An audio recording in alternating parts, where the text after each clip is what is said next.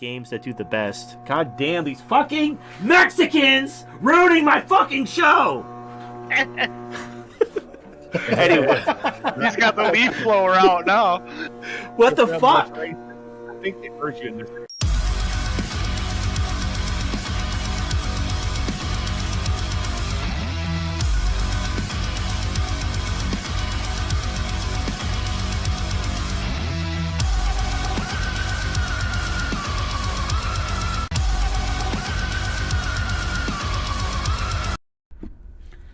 Good evening, everybody, and welcome to Radio Free America. We have got a great guest. Colin Liddell is joining us. Just real quick, let me remind everybody, tonight is the State of the Union address, so I will be probably doing a little bit before it, but if not, definitely after it with Tom Luongo. We will be doing Monday Money tonight in response to the State of the Union. Colin, how you doing, man? Yeah, hello, Halsey. I hope I'm in a better condition than the State of the Union anyway. Well, it's going to be interesting to see how a man can just come out on stage and lie like he's going to tonight. It's going to actually be sad, probably. Yeah. I mean, this is the first I've heard about it because this has been off my radar. Joe Biden doing the State of the Nation, but this is going to be probably worth watching for all the wrong reasons. Well, it's always worth watching to find out if he's going to fall on his face or what kind of new ridiculous statement he's going to come up with that nobody knows what it makes sense. But I know what he's going to say about the Ukraine-Russia situation. He's going to say that he did everything right, and as of right now, he's mobilized the world, and Putin doesn't know what hit him, and Putin is in retreat. What do you think? Yeah, obviously, they're going to try to put some sort of positive spin on it, and at the moment, it's not really clear what's going on for most people. Most people are still unclear how this is going to play out, and the Russians are feeling quite a lot of economic pain, but the question is, will that be enough to kind of stop them and change them from their objectives? Well, the question is, did they expect this in the first part? And if they did expect it, then obviously they have a plan. I mean, the true objective of this being the denazification of the Ukraine is obviously bullshit. Regardless of whether the Azov Brigade are actually Nazis or not, that you don't invade another country to denazify it. Yeah. I mean, this is just the Russians' a rather clunky way of trying to match the emo politics of the West. I think because this is not really about realpolitik. It's much more a question of emopolitik these days. Lots of things depend upon how people emotionally react to things, and this is what we're seeing with this particular war. There's been there's been a massive attempt to kind of mobilize emotions on through social media, and the Russians are trying to play the same game as the West, and this is why they're talking about genocide in Donetsk and denazification programs, and they're going to hold I think an anti-fascist conference in the next few months. Yeah, with Pakistan and Saudi Arabia, which is an interesting lot. Yeah, I mean, they're well known for their long history of fighting against fascism, aren't they? Obviously, yeah. It's all kind of crazy, to tell you the truth. I mean, I want to get into this whole Russia thing a little more in depth, but it just seems that they pushed Russia into war, and now that Russia's at war, they don't seem to care about actually doing anything other than looking good on social media. That seems to be what the West is trying to accomplish.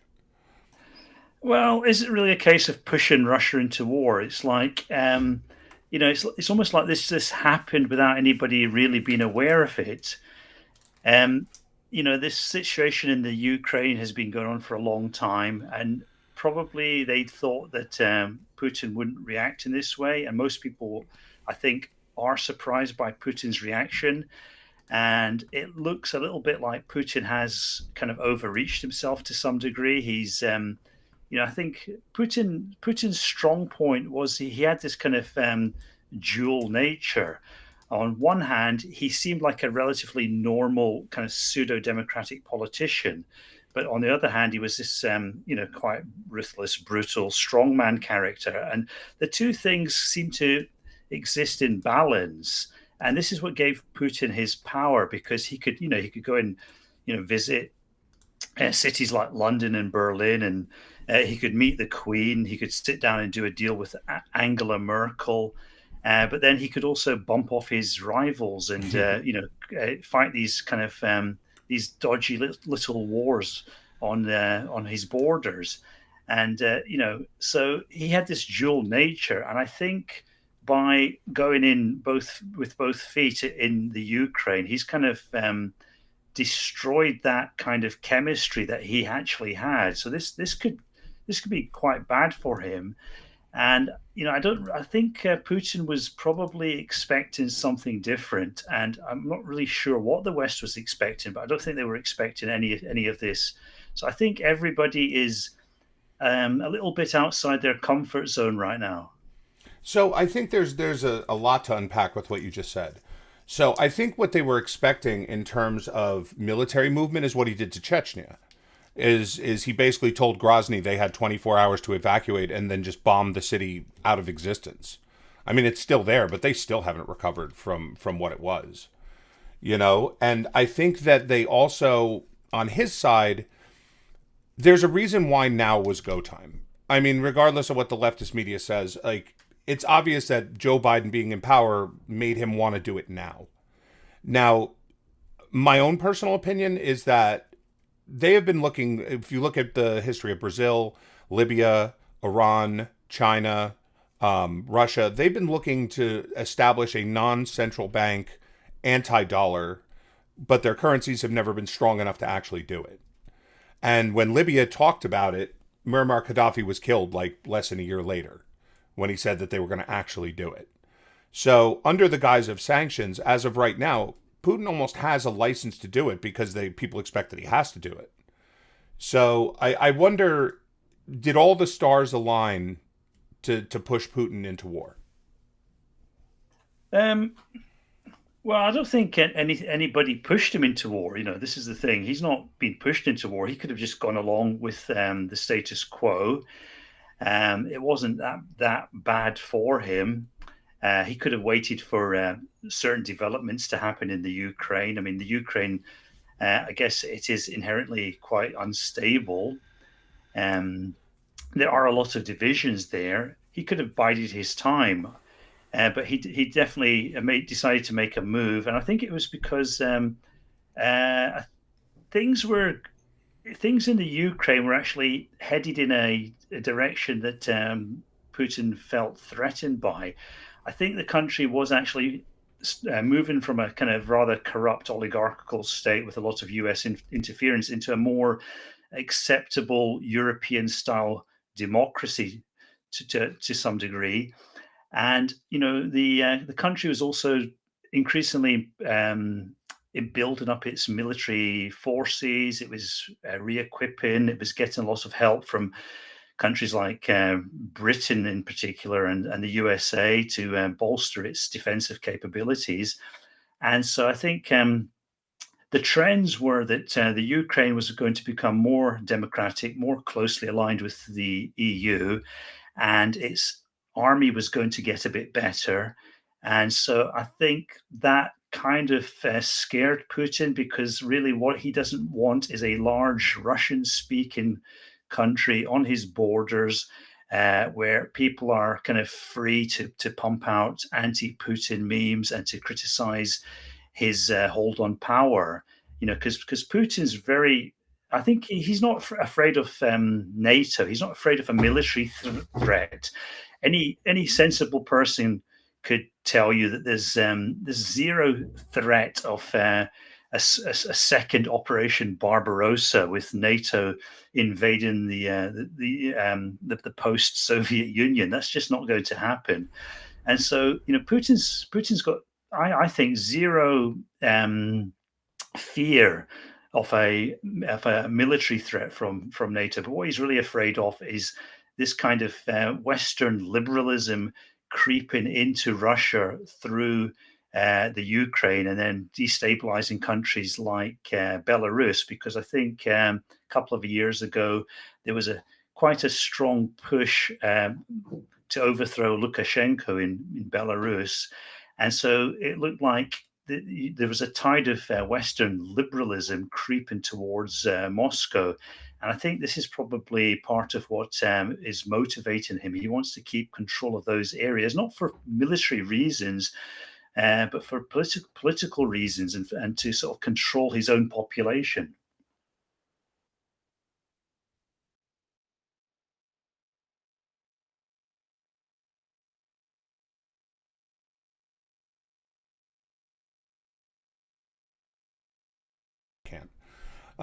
So I was just saying, there's one military aspect that I think people overlook, and that's that they're still flying Russian jets in the Ukraine, which means that Putin, by default, always will have air superiority over the Ukraine, right? If they come down to NATO, or they come down to just a closer, relationship between Ukraine and the West, then the Ukraine, at the very least, can start buying American-made F-15s or Russian Phantoms. French Phantoms or anything like that. And now you have a point where the Ukraine does have air superiority over the Russians. The Russians' airplanes are not very good. Their missile defense is fantastic, but their air superiority is not one that people brag about. So you have that. You have the idea that NATO's been a paper tiger for a very long time, but at the very least, if Ukraine started with cross-border attacks against Putin to either just reclaim certain areas that Putin's encroached on, or if they started treating Russian citizens badly or anything like that, there still would be, I think it's Article 8 or Article 5, where an attack on one is an attack on all, and Putin would be completely hands tied at that point. So I think there was a level of military expediency, but I also think that we all know the 2024 elections are coming up. For the last, 5 years, everything on the planet has been the fault of the Russians and Putin, and, he's been sanctioned to hell for meddling in American elections, which I don't particularly believe that he really did, any more than anyone else does, at least. But with 2024, with the way the Democrat hopes are looking for, he's going to be bad guy number one. If Trump comes back, or if the Republicans beat the Democrats in general, it's going to be all Vladimir Putin's fault. And as he gets older, it becomes harder and harder to maintain, what he's doing. So as I said, I think the stars aligned that just it was now, or it was going to be considerably harder to do this later and later and later. And having Joe Biden is just the ultimate gift for someone who wants, an adversary. I think Americans are going to view this through very American-centric lenses, and they're going to tie it into their own election cycle and their perception of Joe Biden. And it's sort of also a lot of people have connected it to what happened in Afghanistan, which didn't really look very good. The way that the Western powers pulled out of there, and everything collapsed. And some people were saying that maybe Putin was expecting the Ukraine to collapse in the same way that the Western-backed government in Afghanistan collapsed, and obviously that didn't happen.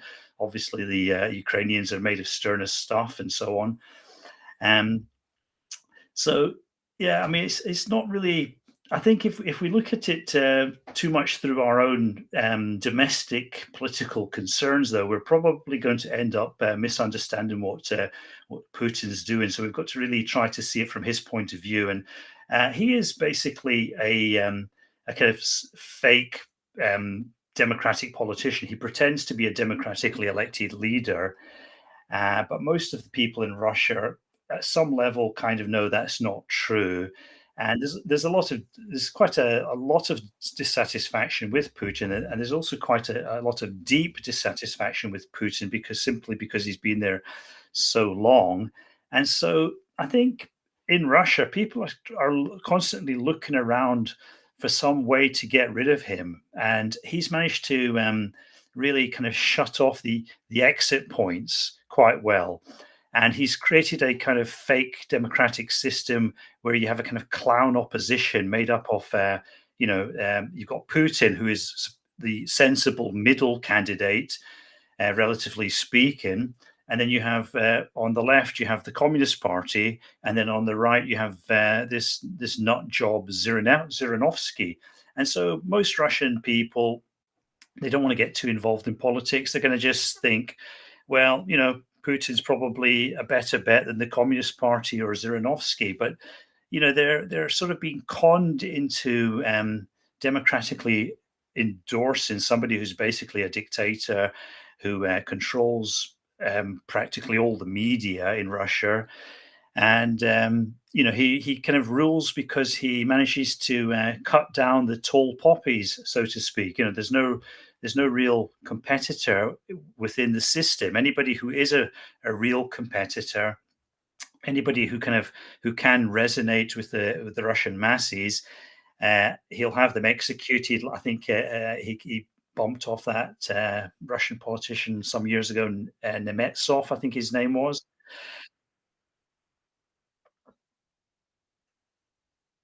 Yeah, and then Navalny's been a thorn in his side, and he tried to kill him, and now he's got him in jail. And so people are constantly trying to get rid of him, and this is probably the main thing that he worries about, because he's definitely not worried about NATO as a military threat. I mean, NATO can probably work quite well as a defensive alliance if it is attacked, but even that is not entirely certain, because the problem with the West, with America, with most of these European members of NATO, is they're not really able to take the kind of losses that real strength demands. And this is one of the areas where the Russians have an enormous lead at the moment. Anyway, Putin's much more willing to sacrifice Russian bodies than the West is willing to sacrifice their own bodies, and that's where he's got the edge, and also that's why he doesn't need air supremacy, because like when the West went up against Iraq in the 90s, they had I think about 42-day bombing campaign to assure them of total air supremacy before any ground troops went in. And Putin on the first day doesn't bother to get total air supremacy. He just sends in the army because it's designed to take losses. It's designed to fight in those kind of conditions, and that's something a Western army could never do. A Western army can't handle the losses either. As soon as a Western army starts dropping bodies onto the street, and you see, body bags coming home, the West crumbles like a cracker. But I also see like a larger geopolitical move here, in that it's obvious that the West and China have at the very least a strained relationship right now. But China has military technology that Russia does not, and Russia also has military technology that China does not. And while historically they haven't been very close, this presents an opportunity, because as of right now, China knows what the reaction is going to be when they invade Taiwan. So I personally think it still might be a little stronger, because Taiwan is way more important. Like, we don't actually care about the Ukraine. Biden just cares about detracting from his miserable record right now. Taiwan is actually a strategic asset for us. Like, we're not very happy with the idea that China is going to take Taiwan, which they eventually will. But as of right now, there's kind of this Eastern alliance that's forming of people that traditionally weren't very friendly with each other. India, China, Pakistan, Russia, Saudi Arabia, all of the people that for a very long time have depended on America, that now see America as a completely undependable, ally. Yeah, actually, this might be the reason why the Ukraine is really important, because if all they do is a lot of sanctions, and Putin finds some way to survive those sanctions, and he's able to take over the Ukraine and reorganize it in a way that suits him, that really sends a real green light signal to China about Taiwan, because they're going to look at that and they're going to say, look at that. I mean, okay, the Ukraine isn't really tied into NATO, but still, you would think that with the Ukraine being on the borders of NATO, they would probably do a lot more to ensure that Putin didn't get it. And that indicates that they're not really that serious about defending territory. They're too afraid of things escalating, spiraling out of control. And so we could probably make a move on Taiwan, and we could bluff them that we're prepared to go nuclear, and the West would fold again. This is the signal that the Chinese are probably getting. So it's a very dangerous signal if Putin is able to succeed in the Ukraine. So it's actually very, very important, I guess, for the sake of Taiwan at least, that the West finds some way to stop him, because they're going to lose a lot of credibility if Putin is able to pull this off. So there's also another way we can look at history and see that Putin, for whatever you want to call him, the guy's a good student of the West. He's seen how the West has operated over an extended period of time. He knows what tactics do and do not work. So let's bring up my favorite topic for a second, Israel. Okay, people had always said, well, what does Israel provide to America as an ally other than technology? And what they've always provided is a working example of how Russian technology works in practice. Because whenever America wanted to find out about some new missile system that Russia was deploying, or their new planes, they would just have Israel attack one of the Arabs, because the Arabs were completely supplied by the Russians. Now, after the Cold War, that wasn't so important anymore. It still is, but nobody like on a individual level gives a shit anymore. It's more the military-industrial complex. Now Ukraine is becoming the same thing. Like if Putin wants to, he can at any time launch a cross-border attack and start seeing, what not just what American weaponry can do, because we're not really supplying the Ukraine yet. We're supplying the Ukraine with lower level weaponry. Like they don't have like any F-35s or missile defense or anything like that, but they will. And so he now has the ability to test his stuff against American military might in real time without actually going after us.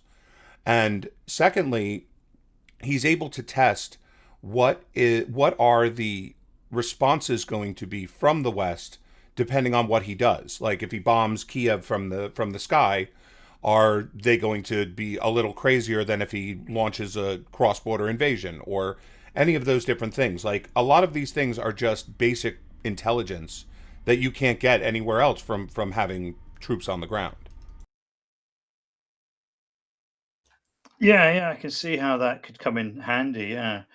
The Israel example is quite good. I mean, that's historically true anyway. I'm not sure if they still need to do that to find out what's going on.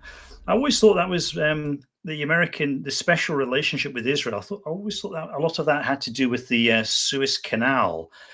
And I mean, it's not just Israel that receives a lot of assistance from America. I think the Egyptians do as well. So I think the Suez Canal is obviously one of the most strategic assets in the entire world, and so it's very important for a superpower to have some sort of presence there. And so I think that's also a major factor with America's relationship with both, not just Israel, but also with Egypt. I mean, it's always been that case, because in the event, I mean, we saw it in the 67 war. In the event that Egypt is losing a battle against Israel moves on the Suez Canal. So now it's not just Egypt, it's Israel. Israel took direct control over it after 67. They just gave it back when they gave back to Sinai. So, and that could happen again at any time. And you're right, the Suez Canal is of utmost importance to America.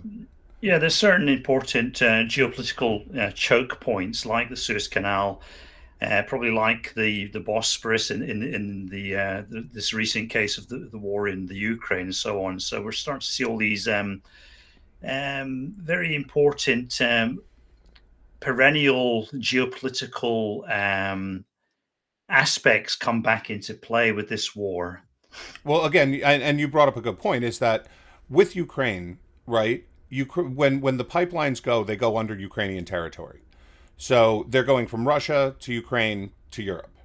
So America always has that kind of, stop button where if Putin gets crazy or he starts restricting oil supplies or he does anything that America doesn't like, they can tell Ukraine to basically shut off the oil. Or America could start saying climate change and they could start shutting down the pipeline.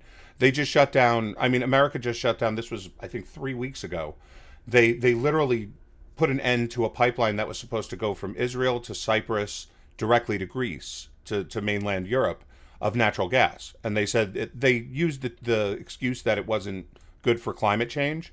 And they basically said that in order to do it, it has to go through Turkey, which gives them the same kind of leverage over Israel on the natural gas thing. Because at any time, Erdogan can just say, I'm shutting this down, and then Israel has to play ball with whatever America told Turkey to do. So you see this on a constant basis, especially when natural gas is in play. And I don't want to overlook the most obvious point that Joe Biden is a feeble old man and he needed a way to distract from COVID. Putin needed a way, saw this as a good time anyway because Joe Biden is a retard. So that can do it. But I'm just saying there's a lot going on here that I don't think anyone knows about. Yeah, I saw that plan for the pipeline. It was going to run from Israel to Cyprus, then to Greece, and then to Italy, and it wasn't supposed to go to Turkey. And so they were trying to change the plan so the pipeline would go through Turkey. What was the rationale behind that? The rationale was, so it depends what they say or what the truth is. What they say is climate change. They said that the reason why is that an underwater pipeline going through the ocean is more of a climate change hindrance because it has to be serviced by so many boats and all of that. Or if there's ever a spill, it becomes like a huge international incident as opposed to a land-based pipeline. That's what they said, so which is bullshit. In that case, the pipeline should have gone through Syria as well. Right, but we all knew that was bullshit the minute that they said that because we all know they don't actually care about climate change. So anything they use climate change as an excuse for, it's just to cover up something else. With the Israel to Cyprus to Greece, first of all, Cyprus and Turkey absolutely hate each other.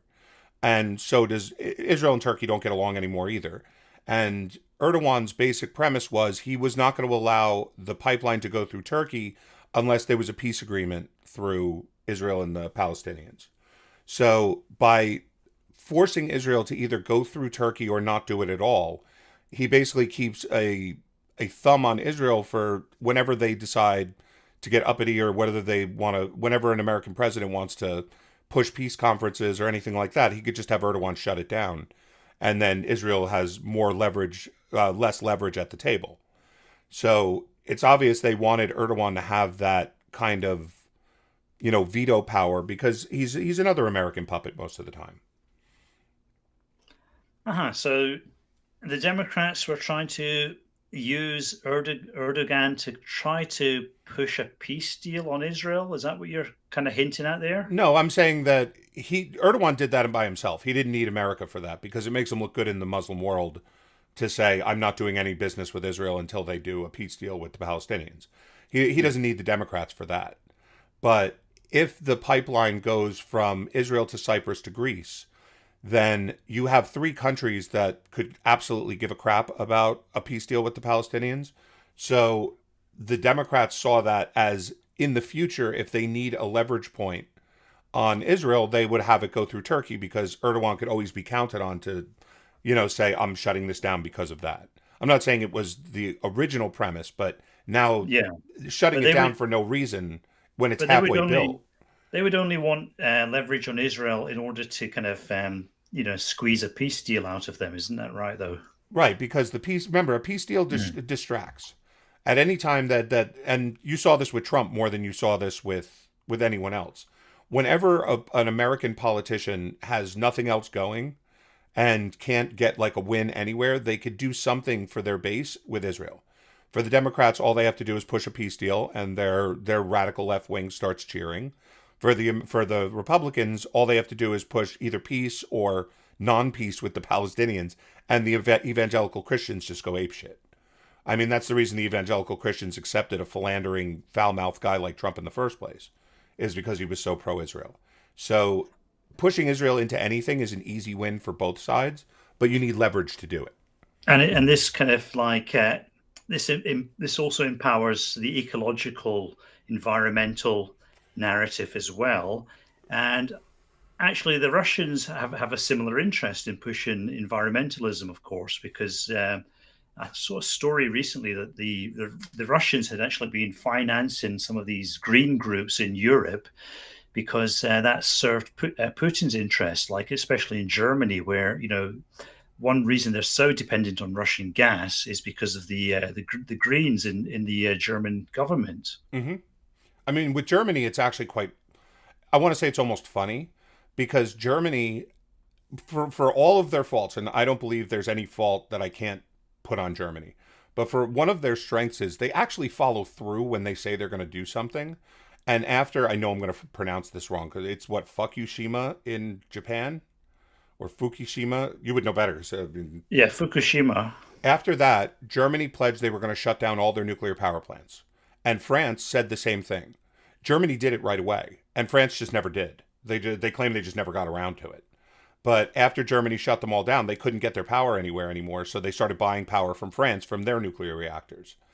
So yeah, I can't believe the French would have said that. I mean, somebody in France might have said that, but I don't think the French themselves would have said something as outlandish as that. I mean, the Germans, of course, the Germans are predisposed to making these kind of moral gestures, like shutting down nuclear power sounds good to a German. Environmental narratives sound good to a German because, to a certain extent, they are still in a process of kind of greenwashing themselves because of their ancestral guilt. Mm-hmm. 100%. But with France, it was during the time of the Paris Accords. That all coincided around the same time. So it wasn't that France did it out of some huge like green, desire. It was because at the same time they were pushing, the climate change conferences and the Paris Accords and all of that. So they made like kind of a half-assed agreement that they were going to do it with the EU, but they basically said they would do it in their own time, whereas Germany said they would do it right away, and it was a disaster. So after they did it, they of course had to start relying on Russian gas. But the one thing Germany does have going for it that France and most of Europe doesn't is they're washed with cash. Like Germany is in no shortage of money. So if they want to import natural gas and oil, they can do it in any way, shape, or form that they want. They don't have to have a pipeline. It's just easier to have a pipeline. Yeah, I mean, so much of this comes back to Putin's gas power and also the gas politics of Ukraine, because not only is Ukraine a kind of conduit for Russian gas, but I think in recent years they've discovered there's a lot of gas in Ukrainian territory, or territory that used to be Ukrainian, like around the Crimea. There's a lot of gas in the Black Sea off the coast of the Crimea. There's a lot of shale gas in the Donetsk region. And so this is also one of the things that's motivating Putin, because, he doesn't want the Ukraine to set itself up as a competitor with better access to the European markets than him. And also, I think he does realize that the more you monopolize this oil and gas power, the stronger it becomes. And this also influences his Middle Eastern politics, and is probably the main reason he's in somewhere like Syria. Mm-hmm. It's not just that; it's that Ukraine supplies a quarter of the world's wheat. So, and remember that there's always going to be the China factor. China, for all of its whatever wealth it does have, whatever natural resources it has, which aren't that many, China is a major importer of food, oil, almost everything. Like they have very little that they supply to themselves domestically.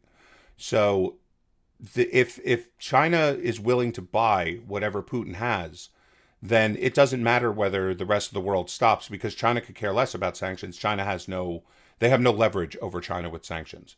I mean, in the alternate reality where America could use, like import sanctions on China, where they say we won't buy any of your cheap crap anymore.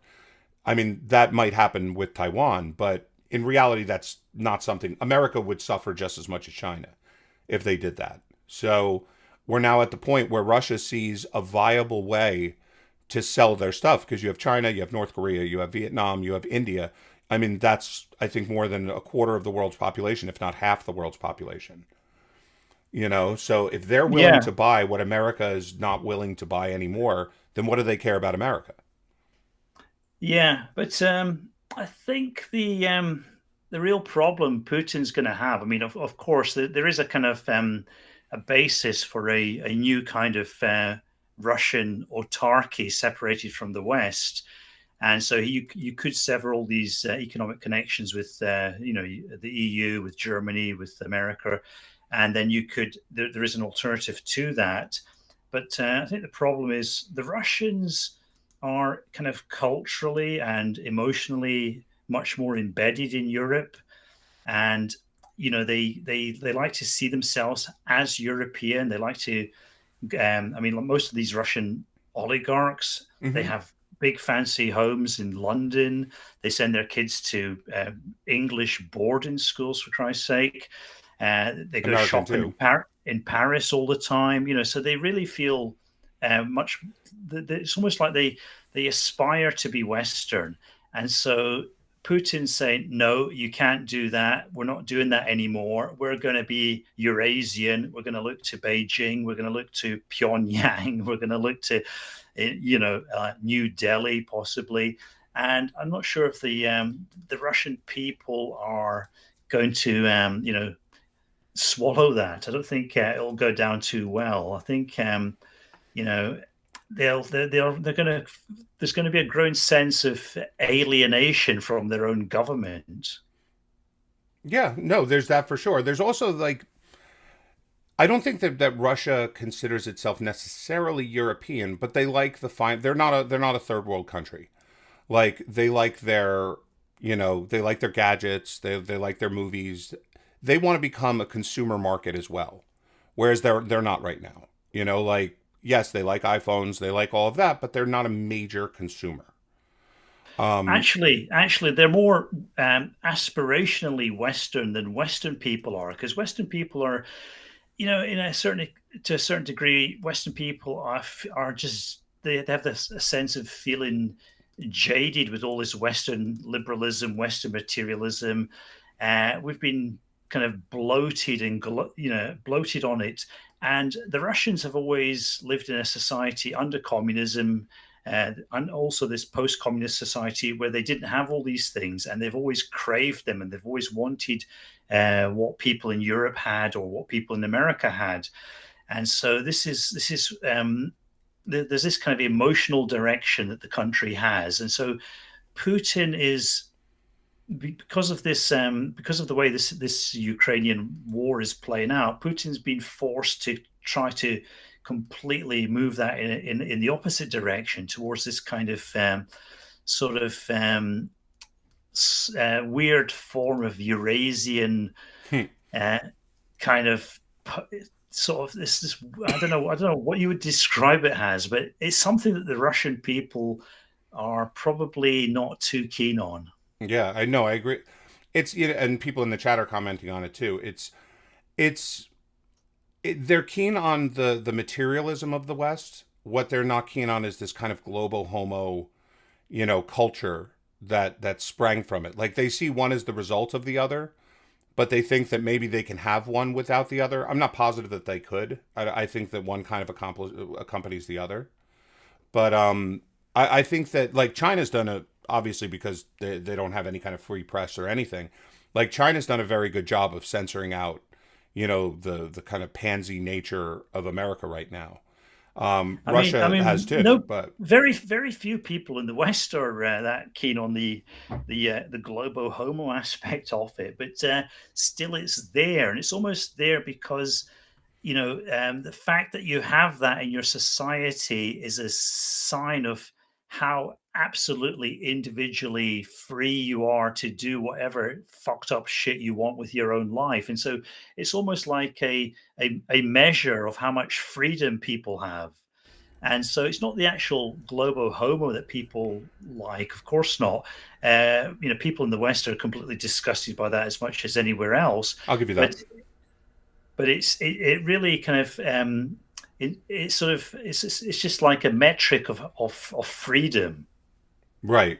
But I mean, at the same time, America exports it.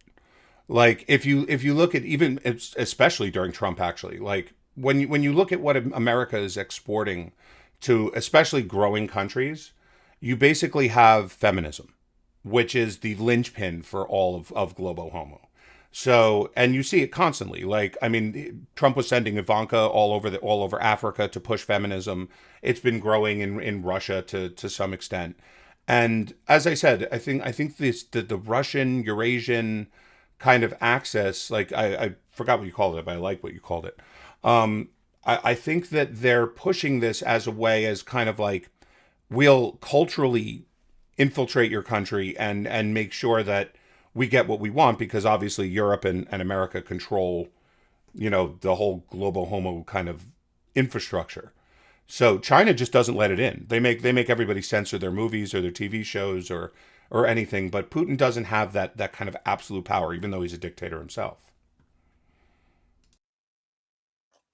Yeah, I mean, that's the thing. Like I said earlier, Putin has always had this dual nature where, I mean, Russia did actually go through a brief period of more or less genuine democracy, even though it was a very chaotic time. And for Putin to take power and to consolidate power, he had to go through the motions of being a democratic leader. There had to be elections, there had to be different parties, there had to be media commentary on the election with various viewpoints being aired. And so Putin went along with all that, and then he just started to manipulate it in rather clever and devious ways. He got rid of anybody who was a real opposition. He took over greater and greater control of the media. And so eventually he managed to create a system where you had a couple of clown candidates. You had Putin's party and you had total pro-Putin blanket media. And so he's been able to get by on that. And so he's always had that dual nature. And because of that, people can half kid themselves that he's not really a dictator, that he's actually Russian voters can think like this. They can think that, okay, Putin's not so bad. I did vote for him. He's not as bad as Zhirinovsky. He's not as retarded as the old Communist Party. And so they can kid themselves that they live in some kind of democracy. And that makes it easier for them to be controlled, obviously. And it also makes it easier for other countries to do business with him. All these various international leaders, they think that, okay, Putin, he's a bit of a badass, but I can sit down with him. He's a rational human being. He's not Adolf Hitler. He's not Joseph Stalin. And now, in a sense, he's kind of lost that, I feel, because this is the main danger of this war. It's going to be used to strip that away and to kind of expose him much more as a pure old school Kim Jong-un kind of dictator. And that's going to be another thing that the Russian people are going to kind of maybe freak out about to some extent. I agree, and I think that like you've been saying all along too, is that the alternatives to Putin are obviously much worse. And I think that that's where Putin, kind of draws the line, as he sees that he could lose power. I mean, he's not a dictator to the point where he could go full Stalin and probably get away with it. And as he gets older, obviously it's going to be tougher and tougher and tougher for him to maintain this kind of illusion of somewhat democracy. Like, I mean, he tried harder when he was younger by, like he left power, then he appointed Medvedev or whatever his name was, and Medvedev, that's it. But I don't know. I don't know what the future holds. Everybody in the chat is like making the point. No one that I've pretty much ever had on agrees with American foreign aid to anyone, including me. So yes, we all agree. American foreign aid to everybody should stop. You know. Yeah, well, it depends what it's used for, but probably, yeah. I mean, foreign aid is just a dirty word for most people now. It should be because it would be different if America had basically enough money to stand on, but it doesn't anymore. It's America's not had money to do what it wants to do for a very long time. Can you just like create it out of thin air like you've been doing for the last 50 years? I would love to say yes that people could keep doing that, but you're seeing obviously that it's not working anymore. Like with the massive inflation and the way everything's going, Europe is just as bad. Like Europe would always just kind of let Germany create money and then loan it out to them in a way that may or may not have to be paid back. But I mean, I think those days are kind of over, especially when it comes to military aid. Now, Yeah, but look, but if everybody's in kind of hyperinflation levels of debt, maybe that means nobody is. yeah, I mean, I don't know. And then again, you've got countries like China and Japan is another one that have money to lend. So it makes you wonder how much longer they can continue just straight up printing it. But Russia can't do that, especially right now with the sanctions. But I mean, they could put themselves in that position too because they can print money as long as that money can be used in exchange for oil. You know, they can print money, sell it, give it to China, give it to whoever, for secondary currency, and then use it to purchase oil, which is, I think, has always been the kind of goal of Putin is to crack the petrodollar, which is cracking on itself anyway. Yeah, it's just that there's been so many sanctions, and like Russian banks shut down, the SWIFT thing. It's going to be really interesting to see how this economic warfare plays out in the next few days. Like, will this actually cause Russian society to kind of grind to a halt? Will there be mass panic buy-in? Will the ruble become worthless? Will the country revert back to a barter economy? What's really going to happen? This is the big question. How much how much damage can a economic war do? And is this going to really kind of just sweep Putin away or not? This is what I'm kind of very, very curious to see in the next few days and weeks. I don't think it's going to sweep Putin away. I don't I don't believe that Putin couldn't have realized this was going to happen, and if he realized it was going to happen, it means he's somewhat planned for it. I don't think he rushed into war. Like I think whatever's going on right now is at the very least was anticipated. So if that's the case, it'll be interesting to see because like Putin could just bomb the ever living shit out of Ukraine from above. I mean, technically he could use a nuke. I mean, I don't think that would really work out well for him, but he could, and he's not. He's using like very limited ground strikes and targeted missile strikes. So again, I think that he knew this was coming. I think it's curious to see how far it goes because as we were talking about with like kind of the global homo thing, if you look, American industry is doing exactly like what they did with the BLM protests.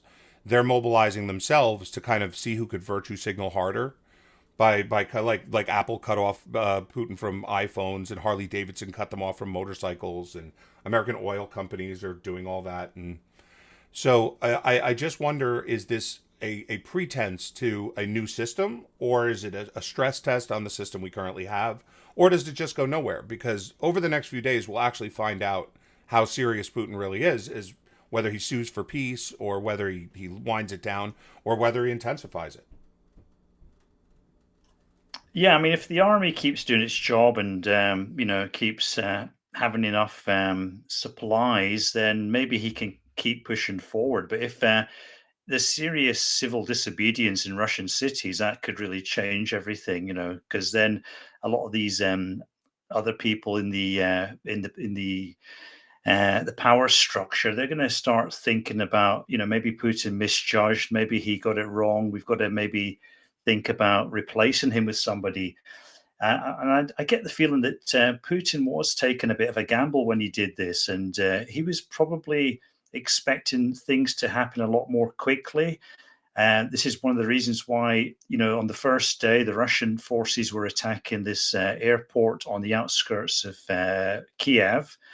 And they were hoping to take that airport, and then they were hoping to fly in these large transport planes and get tanks on the ground and go straight into Kiev. And this was like on the first and second days. This was the plan. And apparently that didn't work out so well. They kind of took a real beat in there. And so he wasn't expecting this level of opposition, and he was expecting to use just speed to kind of shock them with a kind of sort of blitzkrieg tactics that would just disorientate the Ukrainian forces. And he wasn't expecting that many sanctions to be imposed. And this is the reason why the Russians are being quite careful to minimize civilian casualties, because the reason you minimize civilian casualties is because you want good PR, and you want good PR because you don't want these other countries to all unite against you. And what the West has successfully done, they've kind of emotionalized this whole thing. They've used social media to really, and also the mainstream media to really make it into this kind of heroic battle of the brave Ukrainians against the evil monster, this heartless, ruthless creature who's killing children and so on. And this has become the narrative, even though the Russians have been quite careful to avoid creating unnecessarily large numbers of civilian casualties. And so I think this was all outside his calculation. He expected things to go more smoothly. He expected the Russian army to be a bit more professional than it was, and he expected the Western countries to be more divided, to be more worried about their economies, to take much more time to get their act together, to disagree on sanctions, to squabble and quibble about things, and then by that time he hoped that he would be in a position to kind of shut down the operation and maybe start bargaining with his various bargaining chips.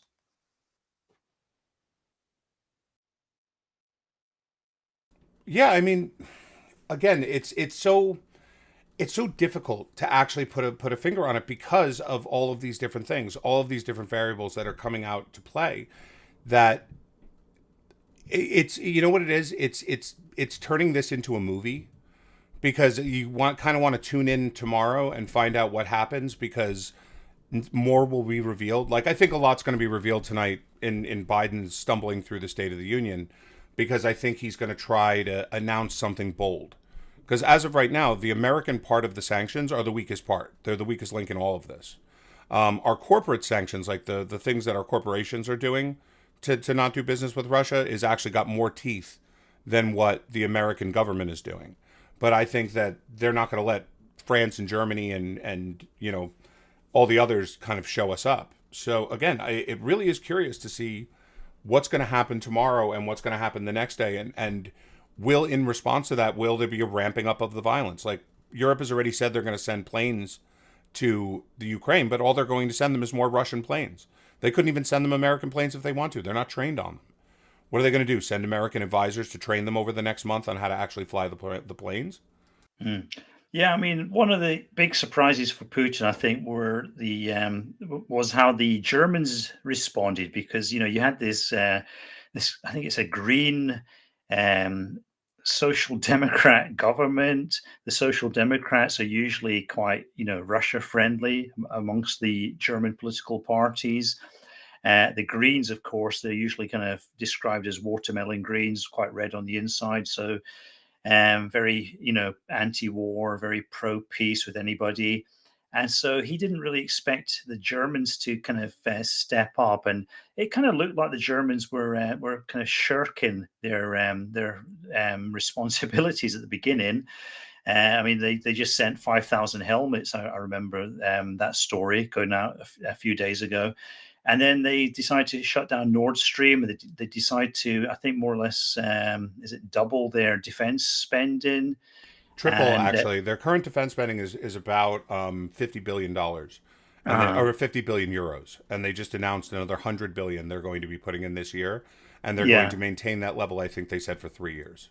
and then they're also sending in lots of weapons now, as of course, which they weren't prepared to do before. And so the German response, I mean, I must conclude there that Putin was genuinely surprised by that, and he did not bank on that happening. So I think Putin's probably a little bit off balance, and so he's probably getting a little bit irate, a bit erratic. He might do something a little bit, like he is taking a gamble. And once you take a gamble and something starts to go wrong, then sometimes you're kind of forced to take an even bigger gamble. And so, this is a very highly volatile situation we're in right now. And it could be very, very interesting what happens economically, what we see on the streets of Russian cities. So I'm kind of almost as focused on the streets of Russian cities as I am on the battlefields of the Ukraine.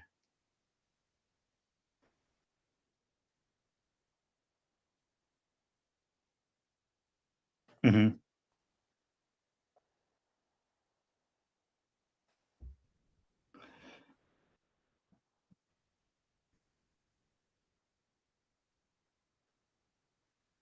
Yeah, yeah, it's just it's really exciting times we live in, which is not a good thing.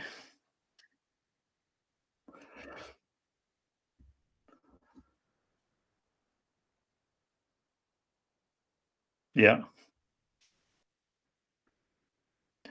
And the other thing, like the people running the world, you got Joe Biden, like he's like 90, isn't he? And then you've got Vladimir Putin, he's 70.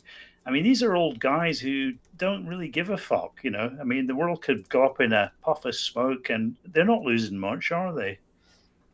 No, they're not losing anything. And in fact, look at what's going to come from the next phase of this. In 2024, 99% is going to be Trump, who's almost 80, running against, I don't think it'll be Biden, but you never know, but I really don't think so. But whoever it's going to be is probably, I would probably put more money on Hillary Clinton than anyone else who's also in her 80s. I mean, in her late 70s.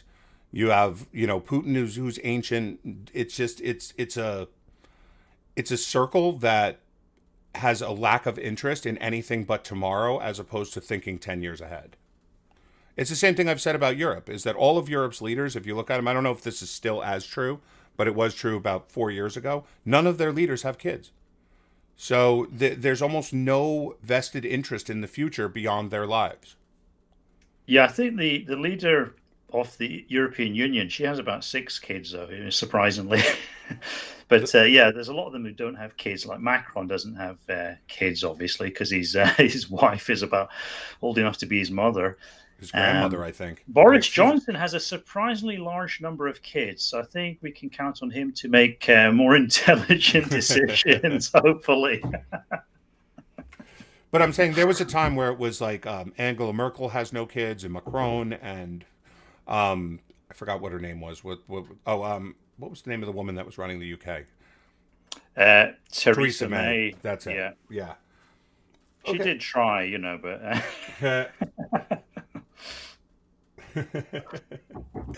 Okay, man, I gotta run, but let's do Okay. this again real soon. Everybody, Colin Liddell, can you drop your website so everybody can follow you? Yeah, yeah. You can check out affirmative right .blogspot.com and tradnews.blogspot.com. Awesome. Thank you very much, man. I really do appreciate it. We will talk soon. Guys, I'll be back tonight at 10:30 for the Monday Money State of the Union. And we will be back tomorrow morning for the Morning Constitutional, live with Turd Flinging Monkey. We'll probably talk about it then, too. Okay, guys, have a great night. Thank you, Colin. My fellow Americans, Tonight, I am speaking to you because there is a growing humanitarian and security crisis at our southern border. In all honesty, a border wall or steel slats won't work. But great bodies of water will separate us from the horrible Mexican rapists.